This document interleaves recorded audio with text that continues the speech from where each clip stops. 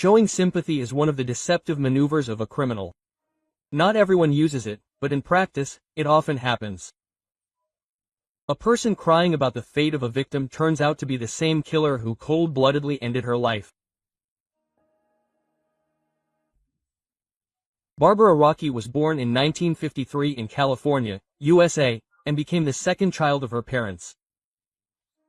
From an early age, she was a very active and inquisitive girl, brave and independent. This contrasted sharply with her hobbies, since she liked the religious direction most of all.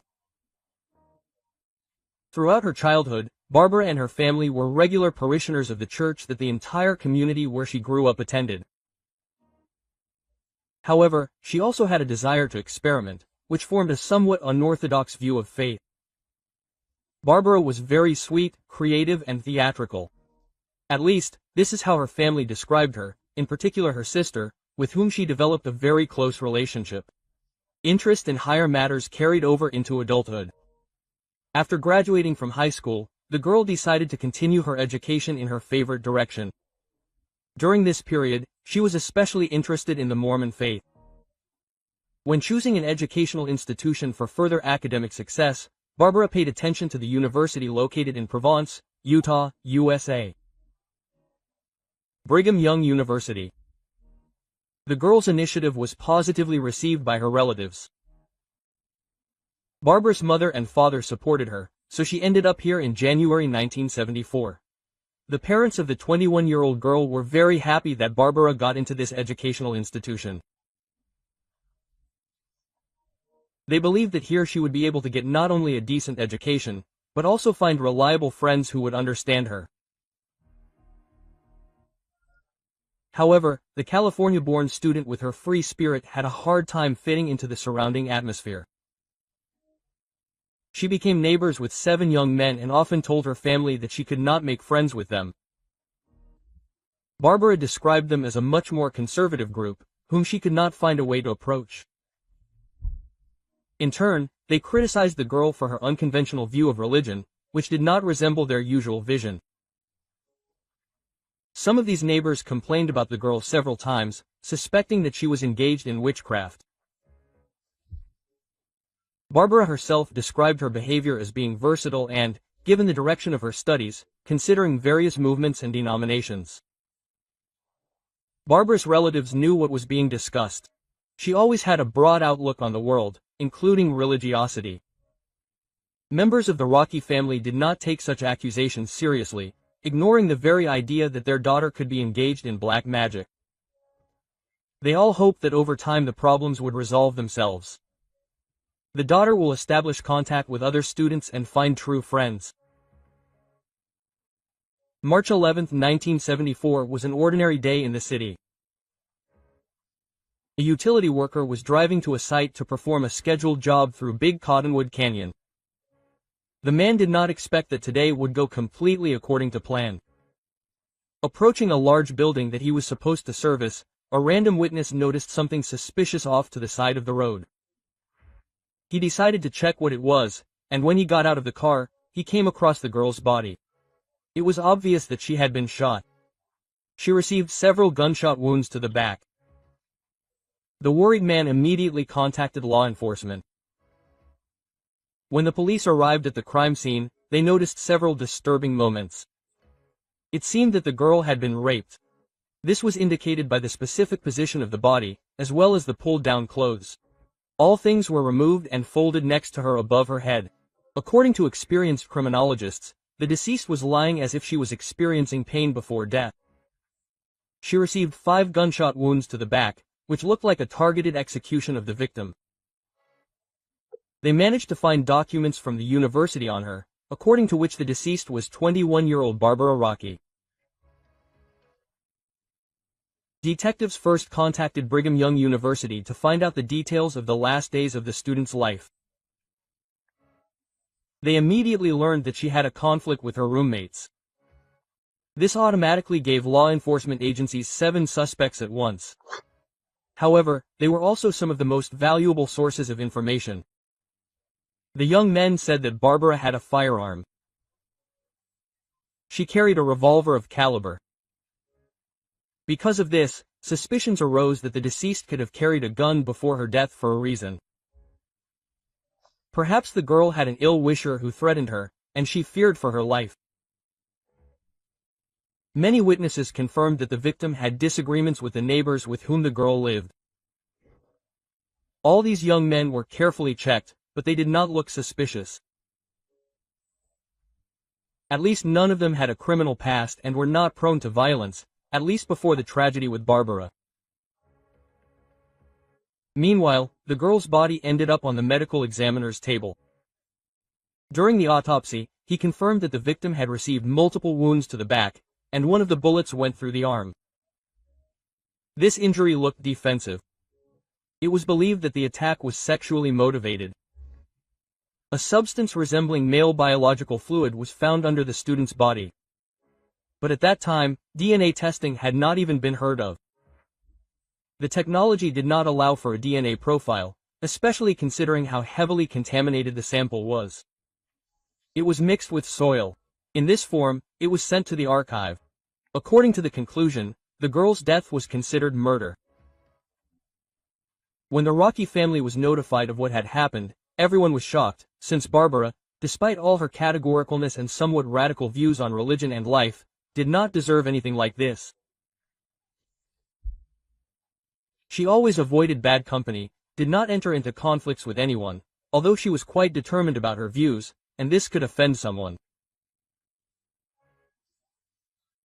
Barbara could do things that could scare conservative neighbors, but she could not offend anyone so much as to sentence herself to death. She did not have mental disorders. The girl never ran away from home, and even in her teens she behaved relatively calmly. However, the student community spoke much worse about Barbara Rokk. Many perceived her negatively, claimed that she was engaged in black magic, and avoided her. This became the second direction for the search. In addition to the sexual motive, she could have contacted the cult of Satanists. Then it is possible that her death was a sacrifice. Bullets of .38 caliber were found at the crime scene. They were not fired from the victim's revolver. The girl was shot at close range, since almost all the bullets passed through her body and got stuck in the ground. While checking police records, law enforcement found a missing persons report for Barbara. Her friend, Jerry Hickers, told them about it. According to the young man, he last saw the girl around 10 a.m. on March 11, 1974. They met so that he could return her car keys. Barbara had borrowed it the previous evening. Jerry told the police that after this meeting, they were also supposed to go with the girl to buy groceries. They scheduled a meeting for noon. However, the guy waited for Barbara for almost an hour, but she never showed up. The young man hoped that his girlfriend would be in her car, but because she never showed up, he was forced to go to the store on foot. When he returned to his house, he passed the campus where the girl lived with her neighbors. Her car was not there, so he assumed that she had some urgent business. In any case, in 1974, there was no way to instantly contact each other. There were no cell phones, so he expected to hear from her later. After walking another block, Jerry saw a car that looked very similar to Barbara's. It was parked in an apartment complex. At the same time, Jerry knew very well that the girl should not be there. None of her friends or acquaintances lived there. This seemed strange, so the young man approached the car. He immediately confirmed his suspicions, recognizing the car by its license plate. Confused, he walked around the car and saw a note on the top of the dashboard. To his friend's surprise, the doors were unlocked. He opened the passenger side and took the note. It said that Barbara was leaving campus. It seemed like the message was addressed to the roommates of the student's room. According to her, she found her people and therefore she was leaving to be with those who understood her better. All this seemed strange. If Barbara left a note for her roommates, then why was it lying in the car in a different place? There was no way the neighbors could have gotten this note. Trying to find out what happened to Barbara, Jerry went to the campus where the missing woman lived. He showed the letter to her neighbors, hoping that they would help him find out where his friend was and why her car was in such an unexpected place.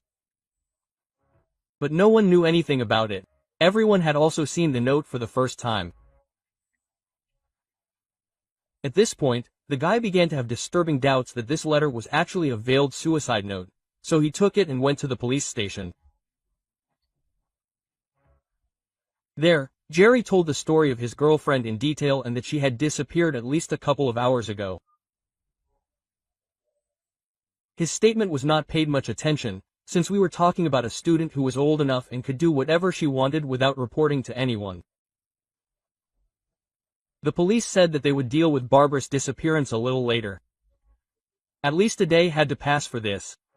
During this time, the girl would most likely return to campus herself. However, a utility worker found the body of the deceased earlier. After it was found out that Jerry Hickers filed a report with the police, he was also added to the list of suspects. The note that was found in Barbara's car was sent for examination. A graphologist confirmed that it was written by the girl when he compared the handwriting with the notes she took during classes. Detectives talked to Jerry to finally exclude the young man from the list of suspects. And at the same time, to clarify some details. The guy willingly cooperated and gave a detailed account of where he was all morning. His story seemed plausible. During the conversation with the police, he even cried several times. The young man acted as if he was sincerely upset about the death of his girlfriend. The more detectives talked to him, the less likely a suspect he seemed. However, there were some gaps in his alibi. At the very least, no one could confirm his words. According to Jerry, he spent the entire morning and evening of the previous day alone and only contacted Barbara. Not only did Jerry report her disappearance and give the detectives a note, he willingly cooperated with them and provided a lot of valuable information. The guys did not cross him off the list of suspects, but noted him as an unlikely killer. Many witnesses confirmed that he had a warm, friendly relationship with the girl. The guy had no history of violence and no criminal record. It turned out that he was a big fan of firearms, even owned a pistol of the same caliber. Jerry willingly provided it for examination. There were no matches, so the detectives continued their search. Studying the victim's immediate environment, they found that Barbara also had a relationship with a man named Richard. Her neighbors had heard about this man. Curiously, the girl's communication with Richard also caused a negative reaction in them. The thing is, she described him as a self-proclaimed psychic, and he had a dubious reputation in the city.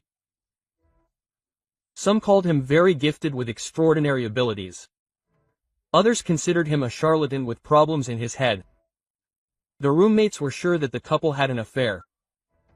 The police managed to find this man without difficulty. He was asked about Barbara. He did not show much emotion when he learned that the girl was dead. He denied that they had an affair. According to him, they were friends. Rather, they formed some kind of spiritual connection than anything intimate. Either way, because of his cold behavior, Richard looked suspicious. He also could not provide a credible alibi that someone could confirm. The indifferent reaction to the death of the girl looked suspicious. They began to find out more details about their relationship, which only strengthened the detectives' suspicions. Many who knew Barbara described the relationship with Richard as unstable and sometimes violent.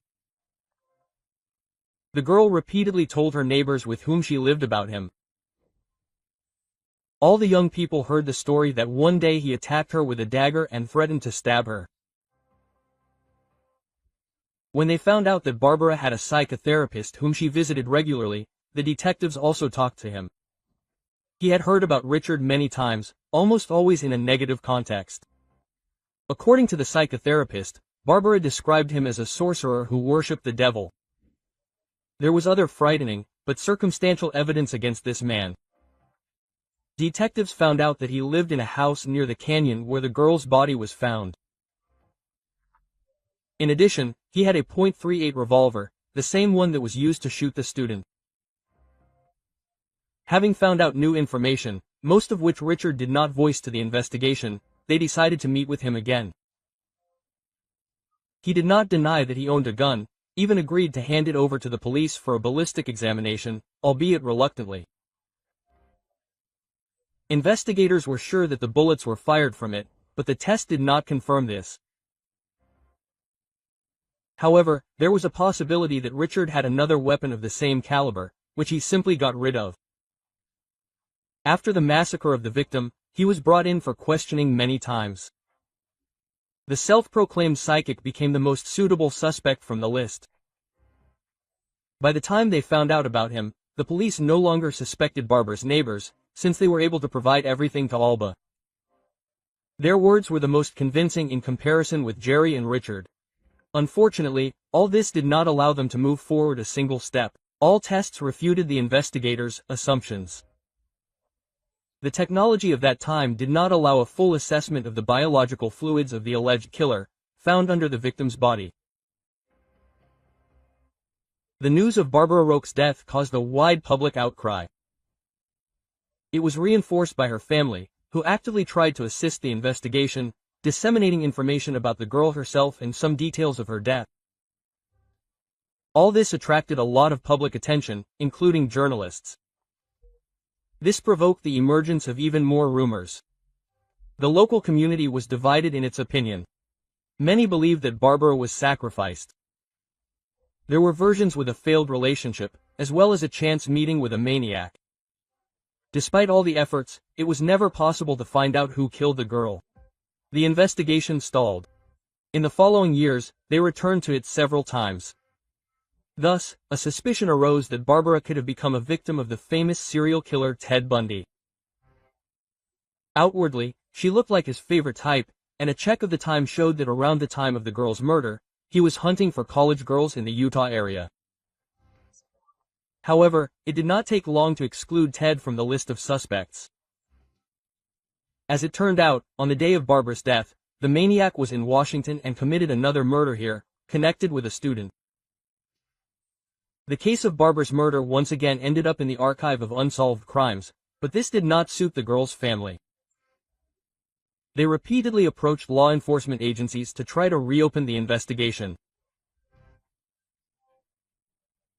The last time they did so was in 2005. This coincided with the period when forensic scientists had new methods of DNA analysis and profiling, so they attempted to review the existing materials. During this period, a task force was formed to investigate old crimes. It included a detective named Todd Park, who worked for the Salt Lake County Sheriff's Office. He immediately thought that the presence of biological fluids from the perpetrator was a very valuable piece of evidence. However, when all this was transferred to the lab for analysis, experts immediately noticed the high degree of contamination of the evidence. This was a big problem even in 2005, while the lab conducted examinations, cleared samples from soil to form a DNA profile. Detectives re-examined the list of suspects that had been compiled almost 3 decades earlier. Again, their attention was drawn to Richard, who seemed the most likely perpetrator. His alibi for the time of the girl's murder still looked shaky. The man was alive. They contacted him to obtain materials to compare with the DNA profile of the criminal. He seemed reluctant to cooperate again. The man did everything necessary only when he was threatened with a warrant. All this only further confirmed the suspicions of law enforcement agencies regarding him. In parallel, they contacted Jerry Hickers. He also provided materials for further analysis. It took experts a long time to clean the biological fluids from soil and contaminants, to obtain a sufficient amount to compile a profile. Later, lab technicians admitted that it was like looking for a needle in a haystack. However, for forensic labs, such comparisons are not uncommon. This is their job. When the resulting profile was compared with Richard's materials, they did not show a match, and this seemed surprising to detectives. They were even more surprised when the analysis showed a 100% match with Jerry Hicker's. The man was reanalyzed and even more circumstantial evidence was found. He was the last person to see the victim alive. And after his last strange encounter with Barbara Rocki, he had another criminal episode involving the rape of a girl. In addition, Jerry was obsessed with firearms. This fact was not revealed during the initial investigation. Later, when the police looked into him for another crime, suspicious moments in the young man's life were revealed. Many who knew Jerry described him as a person who had a hard time getting along with other people. It seemed that he had a hard time making friends and sometimes behaved strangely. However, no one had encountered his aggression, at least until Barbara's murder. Trying to understand the motive for the murder, detectives assumed that the young man was in love with the girl. When he learned that she was planning to move and leave the university because of problems with her neighbors, he decided that this was his last chance. The guy offered his support and probably confessed his feelings. Presumably, she rejected him. This became the reason for the attack. On November 6, 2007, police officers arrived at the house where Jerry Hickers lived to detain him. The man offered no resistance. It seemed he was prepared for them to come for him after he provided a DNA sample. The man was charged with the murder of a student committed in 1974. At that time, the detainee was 56 years old. The man's health was rapidly deteriorating. He was diagnosed with cancer. By 2007, Jerry had already suffered 2 heart attacks and needed to use an oxygen tank around the clock. The man's condition was so dire that doctors believed that he would not live even 3 years.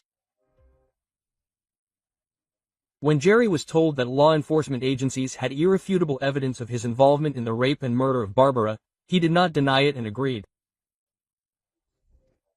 At the same time, the detainee claimed that the girl herself provoked the attack, and her death was an accident. Naturally, 6 gunshot wounds, including one in the arm, were obviously not defensive in nature. This did not fit with his acquittal. From the first days of imprisonment, Jerry complained of health problems, so he was under constant surveillance. The man's condition was so bad that the prosecution offered the man a deal. He had to confess to a less serious crime. Jerry agreed to take responsibility for manslaughter. As he claimed, for this, he was to receive a symbolic term, only 5 years. This was considered necessary, since he could simply not live to see the end of a long trial, and this way there was an opportunity to achieve at least some semblance of justice. Remarkably, Rocky's entire family was quite happy with this decision. Barbara's mother and father were sure that Jerry's condition could be retribution from above for the crime he had committed.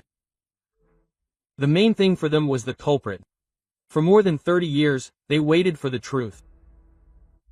The criminal explained the attack on the girl by the fact that she worshipped the devil, but he did not consider it something serious.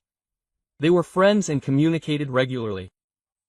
During one of his visits, Jerry caught his girlfriend naked and praying.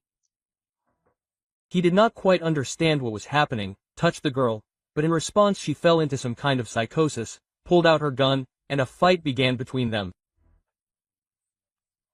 Fearing for his life, Jerry pulled out his gun and shot the girl, and then threw her in a trash can in a neighboring town, which was located near the canyon where the body was found. Curiously, the man's story changed over time.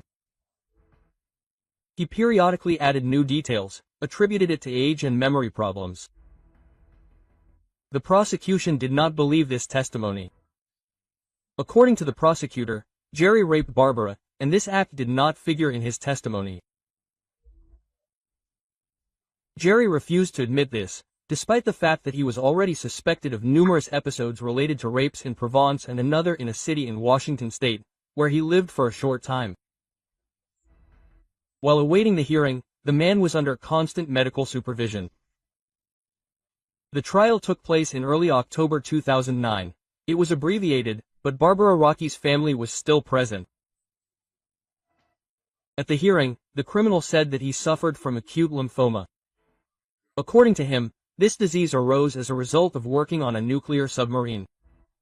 Jerry insisted that he joined the armed forces, believing that only defending his homeland would allow him to correct the mistakes of his youth.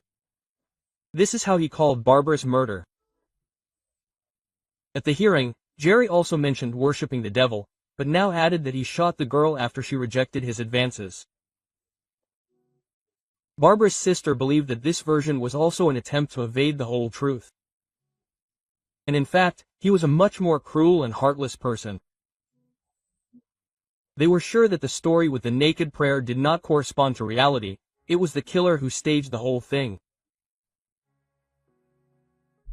Despite the frightening details, the Rocki family asked for leniency for Jerry. This became the main trump card for him to receive a relatively lenient sentence. They all refused to be present at the final stage of the hearing. The killer himself declared remorse, insisting that all these decades he had been experiencing a sense of guilt. He was simply afraid of the negative attitude of other prisoners, and was afraid at the same time if he voluntarily surrendered to the police.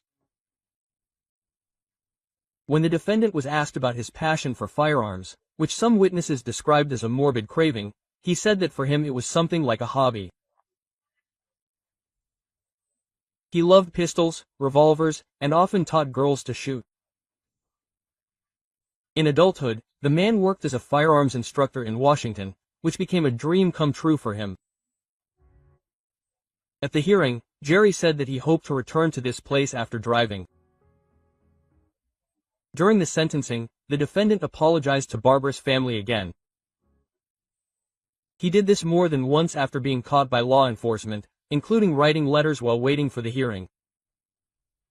He understood that his actions had very destructive consequences. He regretted doing something like that. He wanted to fix everything, but he understood that this would never be possible. Jerry summed up his final speech by saying that he could only try to become better while he still had the opportunity. Despite the dire prognosis of doctors, Jerry Hickers was able to live much longer.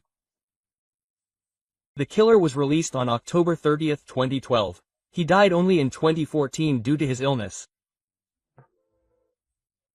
Many who were not indifferent to the fate of the girl, including her relatives, believed that for Jerry, lymphoma was punishment from above for what he did to Barbara Rocki.